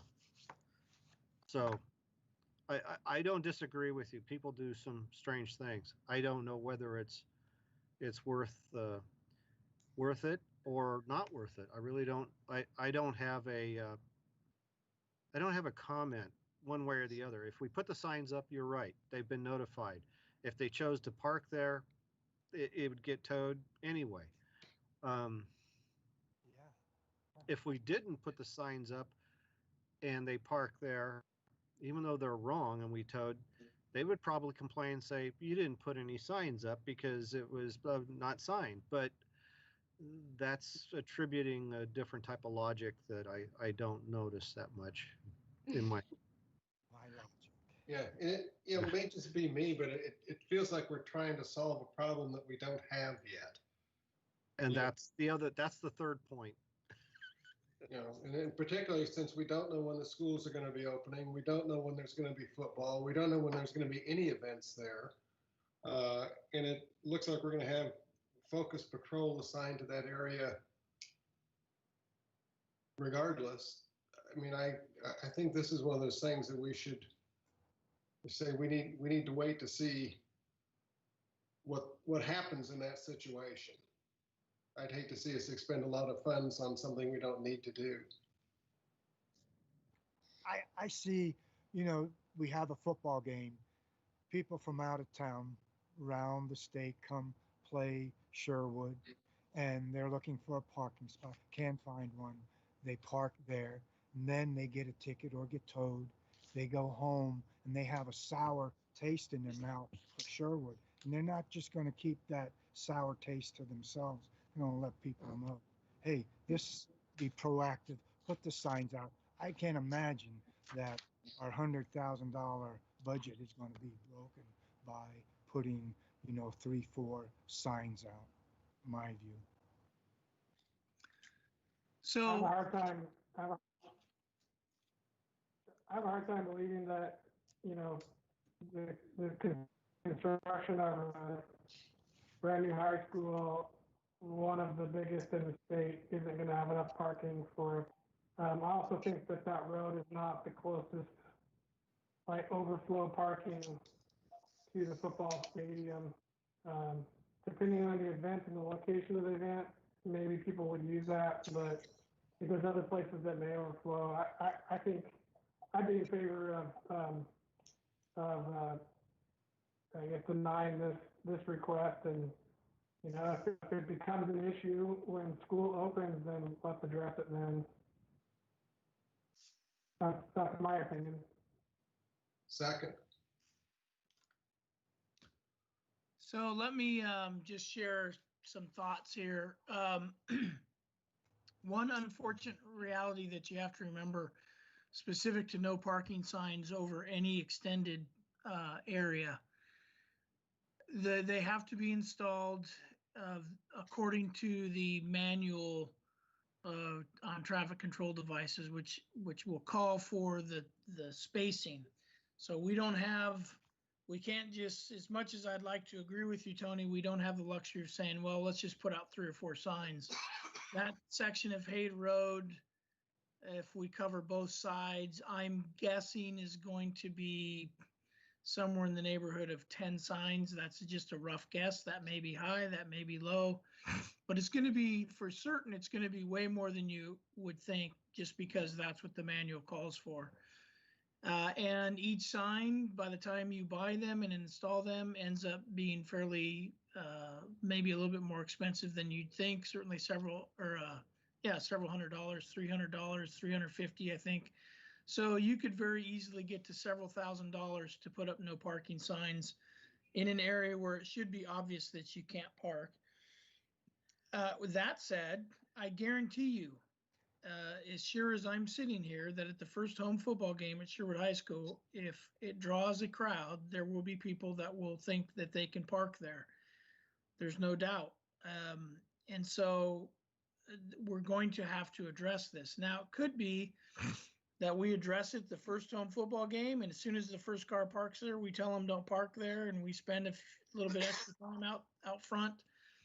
At some point, we're not going to be there the whole game. We don't have the resources, the staffing to do that. We're going to be, the bodies are going to be in the football game, making sure that it's a safe environment. So at some point, cars are going to park there. We're going to end up towing them. And yes, they're going to get really mad, but they're also going to learn next time that's not where they park. And word is going to spread. And hopefully they will self-educate as word spreads. And while I tend to agree with you, Tony, in that I try to make people happy, the reality is that I just can't control that. And if somebody does something that's blatantly against the law and they get a citation or they get their car towed, it's like when you go to a Trailblazer game and you find that amazing parking spot that you were not expecting to find, and you get ready to pull in and you see a sign there that says no parking, towed at owner's expense, and you're like, oh, there's like thousands of cars parked here, nobody's paying attention, and you park and you come out from the game and your car's gone. That's just, so in the same manner, people that park on top of the the fog line, as it were, with half of their vehicle in the travel lane, they should expect their car to get towed. Again, not trying to sway one way or the other, but just want you guys to know what my perspective is on this, because it's most assuredly going to happen, and it's most assuredly going to cost a lot more money than you think to get the proper signage up there. Just to add one last bit of, I just did a quick calculation here, just a rough calculation. Hayde Road's 1,800 feet long. That's 3,600 feet both sides of the road. Divide that by 125-foot sign spacing, you get 28 signs times $250 per sign. That's $7,200 for signage on that road, roughly. Okay. That just a perspective of that's what it would probably run to make somewhere in that decision area to sign both sides of the road, no parking. You're going to have the neighborhood across the Elwert whining about game parking, let alone student parking. That's going to be addressed, I'm sure, once things happen. Yeah, I'm pretty sure that I already have complaints from the residents about that, and it hasn't even occurred. So.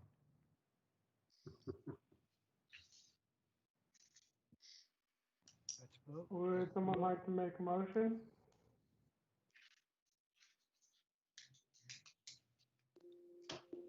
I move that we deny this for the time being, and if things get totally out of hand, then we can readdress it. But it's not timely to be dealt with. Second that. Anybody have any discussion on this motion? All right, all in favor, say aye. Aye. Aye. Aye. And all opposed, say nay. Nay.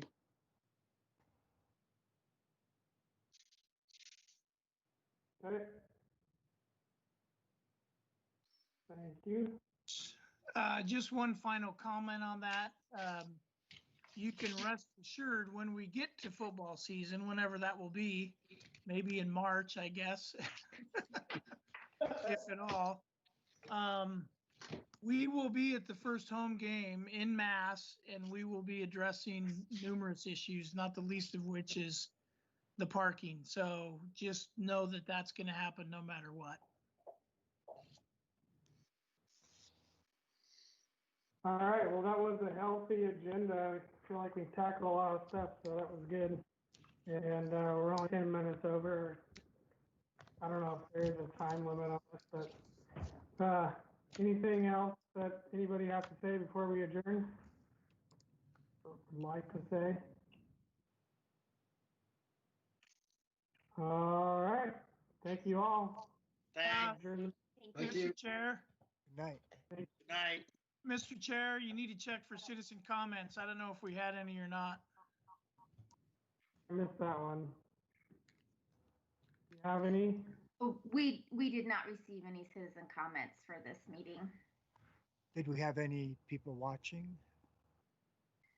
That I don't know. There's no way for us to have that information. We do have a couple people watching the video. Or Oh, we did. we Yeah. do now. I stand corrected. Thanks, Mark. Thanks, Sure, you Mark. bet.